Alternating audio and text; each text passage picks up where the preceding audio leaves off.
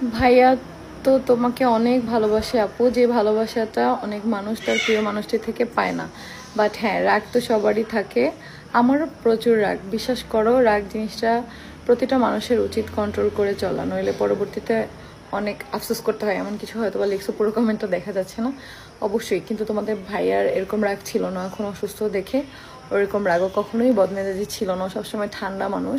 মানে আমি যদি আগুন হয়ে হচ্ছে বরফ, এরকম আমাদের সম্পর্কটা। বাট ওই একটু প্রবলেমের জন্য এখন অসুস্থ, এই জন্য রাগ কন্ট্রোল করতে পারে না। বাট আমি যে কেমনে আমার রাগ থামায় রাখি, কারণ আমি রাগি এটা ছোট থেকেই।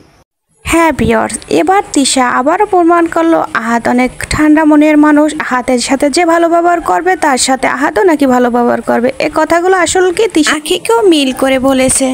এবার তিশাকে উদ্দেশ্য করে সবাই বলল, আপনি তো কম না, আপনি তো আখির সাথে খারাপ ব্যবহার করেছেন। আপনি যে খারাপ ব্যবহার করছেন সেটা আমরা ভিডিও দেখেই বুঝতে পেরেছি। আখিকে তাড়ানোর জন্য শুধু নাটক করেছিলেন। আপনারা বলেছিলেন যে 50 লাখ টাকা ঋণ করেছিল, কিছু আসলে কি 50 লাখ টাকার ঋণ করছিল? আখিকে তাড়ানোর জন্য নতুন ফোন দিয়ে বের করেছিল। হ্যাঁ ভিউয়ার্স, এখন আখি সুখে আছে দেখে তিশার সহ্য হচ্ছে না, তিশা বিভিন্ন মন্তব্য করছে। হ্যাঁ ভিউয়ার্স, তিশা আর আখিকে নিয়ে আপনাদের মতামত অবশ্যই কমেন্ট বক্সে জানাতে ভুলবেন না।